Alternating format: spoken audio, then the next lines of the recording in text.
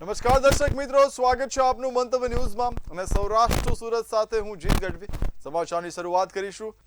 રાજકોટમાં ટ્રાફિક નિયમોના પાલન માટે પોલીસે ખાસ ઝુંબેશ હાથ ધરી છે। કિસાનપરા ચોક સહિત શહેરના વિવિધ સ્થળોએ ટ્રાફિક શાખા દ્વારા સઘન વાહન ચેકિંગ કરવામાં આવ્યું હતું।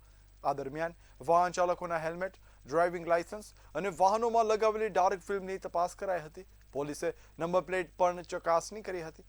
ટ્રાફિક નિયમોનો ભંગ કરનારા વાહન ચાલકો સામે કાર્યવાહી કરાઈ હતી। અકસ્માતો અટકાવવા તેમજ શહેરમાં ટ્રાફિક વ્યવસ્થા જળવાઈ રહે તે માટે આ કામગીરી હાથ ધરવામાં આવી હતી।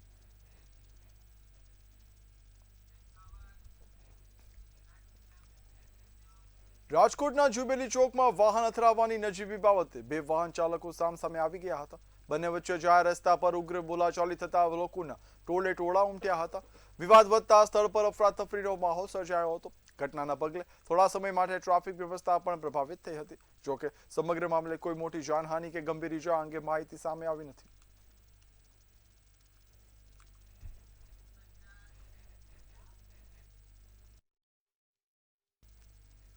રાજકોટ મનપાની સ્ટેન્ડિંગ કમિટીની બેઠકમાં 14માંથી 12 દરખાસ્ત મંજૂર, 1 નામંજૂર કરવામાં આવી છે તેમજ 1 પેન્ડિંગ રાખવામાં આવી છે। કુલ ₹17 કરોડના કામોને મંજૂરી મળી છે। રેસકોર્સ ઓડિટોરિયમમાં નવીનીકરણની દરખાસ્ત નામંજૂર કરાઈ છે। સ્વચ્છતા સલાહ માટે ₹1.25 કરોડ ખર્ચવામાં આવશે। મનપાએ ડીઝલ ખરીદીમાં કરકસર હાલ શરૂ કરી છે। બજાર ભાવે ખરીદીથી દરરોજ ₹1.34 લાખ અને માસિક ₹40 લાખ જેટલી બચત નોંધાશે। આજરોજ રાજકોટ મહાનગરપાલિકાની સ્ટેન્ડિંગ કમિટીમાં કુલ 14 દરખાસ્તો હતી, જેમાંથી 1 નામંજૂર અને 1 પેન્ડિંગ રાખવામાં આવી છે।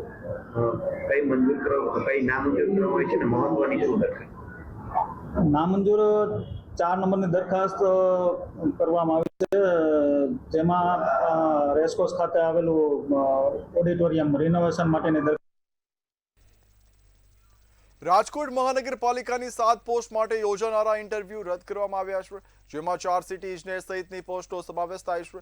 મેયર ડોક્ટર નેહલ શુક્લએ પસંદગી પ્રક્રિયા અટકાવી રવિવારે સિલેક્શન કમિટીની બેઠક બોલાવી છે। આરએમસી કાયદા મુજબ હવે ફરી ઇન્ટરવ્યુ લેવામાં આવશે। વધુ લાયક ઉમેદવારોને તક મળે તે હેતુથી આ નિર્ણય લેવાયો છે। જોકે ભરતી પ્રક્રિયામાં ગેરરીતિના સવાલો અંગે મેયરે મૌન સેવ્યું હતું।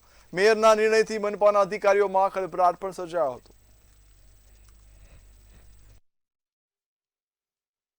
કમિશનરશ્રીએ જે ભલામણ કરેલી હતી, સિલેક્ટ કર્યા હતા એમને, અને વેઇટિંગના નામ હતા એ કેન્ડિડેટને બોલાવવામાં આવ્યા હતા અને એમનો ઇન્ટરવ્યૂ લેવામાં આવ્યો હતો। એમના ઇન્ટરવ્યૂ પરફોર્મન્સના આધારે કમિટીના સભ્યો જેટલા હતા એ બધાએ સર્વાનુમતે એવું નક્કી કર્યું કે હજી આનાથી વધારે સારા ઉમેદવારને તક મળવી જોઈએ અને વધારે સારું પરફોર્મન્સ જે ઉમેદવારો છે એ અત્યારે અમને ઇન્ટરવ્યૂમાં આપ્યું એનાથી સારું આપી શકે એમ હોય તો ઇન્ટરવ્યૂ કરવા અને નવી ફ્રેશ અરજીઓ મગાવી, જેને લીધે નવા સારા કેન્ડિડેટને પણ તકો ફરીથી ઉપલબ્ધ।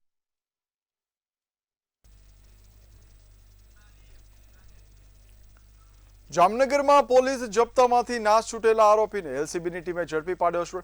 સિટી સી ડિવિઝન પોલીસ મથકના ગુનામાં ફરાર આરોપી મિતેશ ઉર્ફે મિતો સુનિલ બારિયા બાતમીના આધારે ઝડપાયો હતો।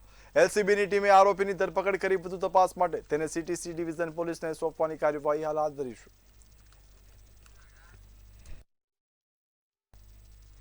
જામનગરના 487માં સ્થાપના દિવસની આજે ભવ્ય ઉજવણી કરાઈ હતી। દરબારગઢ ખાતે ખાંભી પૂજન બાદ તળાવની પાળ અને લાલ બગલા સર્કલ ખાતે શહેરમાં સ્થાપિત રાજવી તથા મહાનુભાવોની પ્રતિમાઓને પુષ્પહાર અર્પણ કરવામાં આવ્યા હતા। આ પ્રસંગે મેયર મોનિકા વ્યાસ, ધારાસભ્ય દિવ્યેશ અકબરી, ડેપ્યુટી મેયર રાકેશ ડેર સહિત પદાધિકારીઓ તેમજ અધિકારીઓ અને રાજપૂત સમાજના અગ્રણીઓ ઉપસ્થિત રહ્યા હતા। આજરોજ જામનગર શહેરમાં જામનગરનો 487મો સ્થાપના દિવસ નિમિત્તે આજ જામનગરમાં દરબારગઢ પાસે આવેલ દિલાવર સાયકલ સ્ટોરમાં ખાંભી પૂજન, કે જે જામનગરનો પાયો જ્યાંથી નખાયો હતો, ત્યાં ખાંભી પૂજન કરવામાં આવ્યું હતું। તેમજ સૌ શહેરીજનો તેમજ મહાનગરપાલિકા તેમજ ભાજપ શહેર સંગઠનના સર્વે હોદ્દેદારો એમાં પણ જોડાયા હતા અને જામનગરમાં જે આપણા જામ સાહેબશ્રીઓ જે થઈ ગયા છે તે સર્વેની પ્રતિમાને પણ ફૂલહાર કરવામાં આવ્યું હતું। જૂનાગઢના કેશોદના વાડી વિસ્તારમાં ખેતરમાંથી કુવાસા પાઇપ સહિત ₹28,900ના મુદ્દામાલની ચોરીનો ભેદ પોલીસે ઉકેલી પાડ્યો છે। ખેતરમાં થયેલી ચોરીની સમગ્ર ઘટના સીસીટીવીમાં કેદ થઈ હતી। ફૂટેજના આધારે પોલીસે દિવ્યરાજ બારડ, અને રામ ભારત નામના 2 શખ્સોને ચોરીના મુદ્દામાલ સાથે ઝડપી પાડ્યા છે। બંને શખ્સો મિની ટ્રેક્ટરમાં ચોરીનો સામાન ભરી ફરાર થયા હતા। પોલીસે મુદ્દામાલ કબજે કરી વધુ તપાસ હાથ ધરી છે।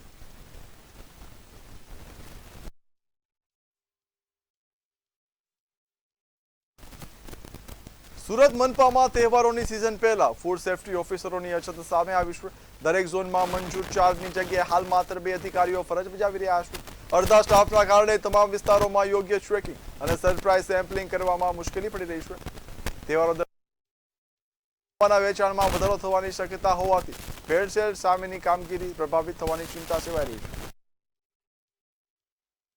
શીતલ જે રેસ્ટોરન્ટ છે તેમાંથી જે શાક લઈ જતા એક જ પરિવારનો 5 જણને જે ફૂડ પોઈઝનિંગ થયું હતું તેમાંથી 5 વર્ષની દીકરીને મોત થયું છે। તે લઈને તમામ શહેરમાં જે આરોગ્ય વિભાગ છે એક્શનમાં આવ્યું છે। ખાસ કરીને વાત કરીએ જે કે સુરત શહેરમાં કેટલા ટોટલ ફૂડ ઓફિસર છે, ઇન્સ્પેક્ટર છે, કેટલાની અછત છે લઈને આપણી જોડે વાત કરીશું। આપણી જોડે અધિકારી છે।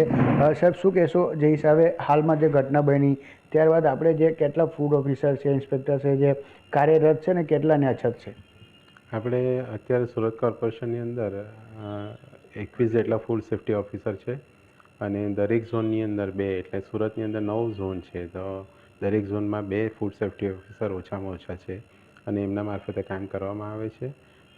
ફૂડ સેફ્ટી ઓફિસરની બાકીની 20 જેટલી જગ્યા છે એના માટે ભરતી પ્રક્રિયા ચાલુ છે અને ટૂંક સમયમાં એ લેવાઈ જશે within a month or 2।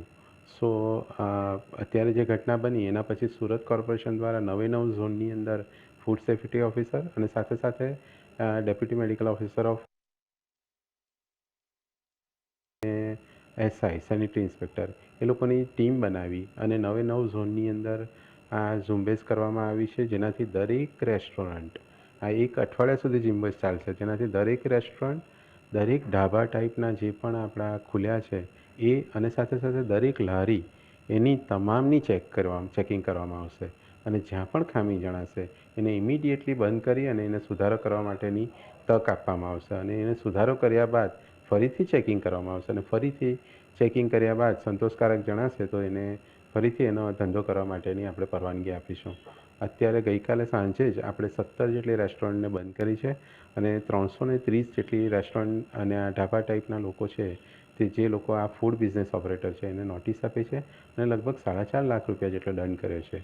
Pradeep Kumar જણાવ્યું કે અધિકારી છે એ ટોટલ એક ઝોનમાં 4 જણા હોવા જોઈએ અને ખાસ કરીને હાલ 2 છે, 2 એક દરેક ઝોનમાં 2 થી ભરતી કરવા પણ ખાસ મહિનામાં લેવામાં આવશે એમ જાણકારી આપો। પણ ખાસ કરીને વાત કરીએ જો આવતી સમયે જે આવતા દિવસોમાં તહેવાર આવી રહ્યો છે તો કશે ને કશે એવું લાગે છે કે સુરત મહાનગરપાલિકા આરોગ્ય વિભાગ છે એ ભરતી કરશે તો આમાં જે વધારે જે આવા જે શીતલ રેસ્ટોરન્ટ જેવા જે રેસ્ટોરન્ટો છે એ દિવસને દિવસ આરોગ્યમાં જે ભેળસેળ અને જે આવી રીતે ફૂડ સેફ્ટીને જે કારણે લોકો હેરાન પરેશાન થઈ રહ્યા છે, હોસ્પિટલ જવું પડ્યું છે, એ પણ સુરત મહાનગરપાલિકાને ધ્યાને આવે તો સારી વાત છે। કેમેરામેન મનસુર શેખ સાથે દીપક રાય, મંતવ્ય ન્યૂઝ, સુરત।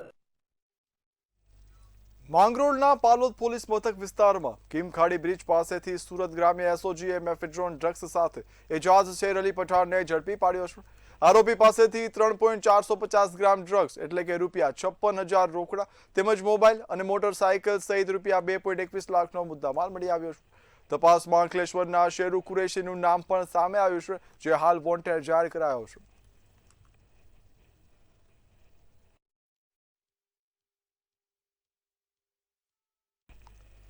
સુરતના ડભારી બીચ પર દરિયાઈ સુરક્ષાને લઈને સઘન પેટ્રોલિંગ અને સર્ચ ઓપરેશન હાથ ધરવામાં આવ્યું છે। રાષ્ટ્ર વિરોધી પ્રવૃત્તિઓ સામે બાજ નજર રાખવા વરિષ્ઠ અધિકારીઓની સૂચનાથી કમાન્ડો ટીમો હાલ મેદાને ઉતારવામાં આવી છે। ટીમોએ જાડી ઝાખરા અને શંકાસ્પદ સ્થળોએ તપાસ કરી હતી। દરિયા કિનારે લાંગરેલી બોટોનું પણ સ્થળે સઘન ચેકિંગ કરાયું હતું। આ દરમિયાન શંકાસ્પદ ઇસમોની પોલીસે ખાસ પૂછપરછ કરી હતી।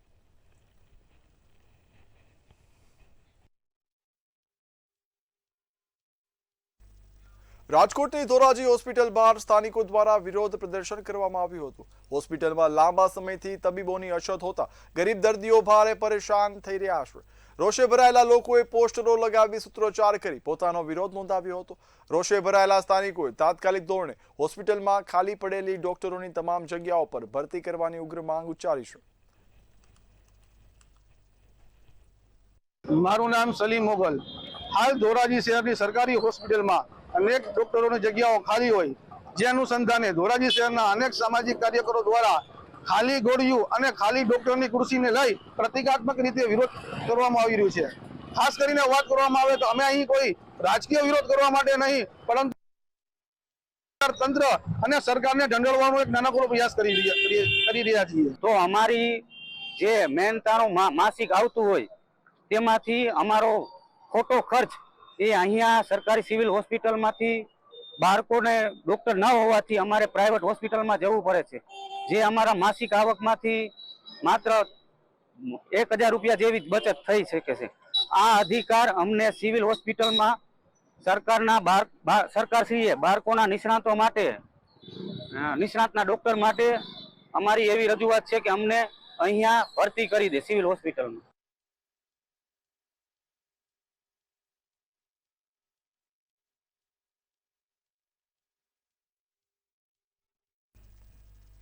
તો આગળ મહત્વના સમાચાર સુરતથી મળી આવ્યા છે. અમરોલીમાં વાયરલ વિડીયો મામલે ગુનો હાલ દાખલ કરવામાં આવ્યો છે. લાઠીચાર્જનો વિડીયો સોશિયલ મીડિયામાં વાયરલ થયો છે.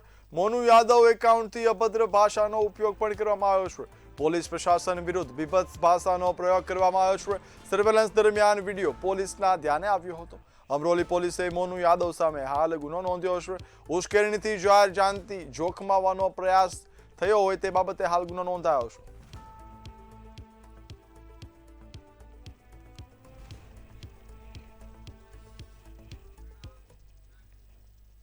તો મહત્વના સમાચારની વાત કરીએ. સુરેન્દ્રનગરથી સાયલામાં સૂકા ગાંજાના જથ્થા સાથે એક શખ્સ ઝડપાયો છે. સાયલા મૂળી હાઈવે પરથી શખ્સ ઝડપાયો છે. લીંબડી ડીવાયએસપીની ટીમે આકસ્મિક રેડ કરી હતી. ખેતરમાંથી અંદાજે 7.885 કિલો સૂકો ગાંજો મળી આવ્યો છે. પોલીસે કુલ 3.95 લાખનો મુદ્દામાલ પણ કબજે કર્યો છે. ગાંજા સાથે મોબાઈલ પણ કબજે કરવામાં આવ્યો છે. હાલ આરોપીની ધરપકડ કરાઈ છે અને પોલીસે સમગ્ર મામલે વધુ તપાસ હાથ ધરી છે.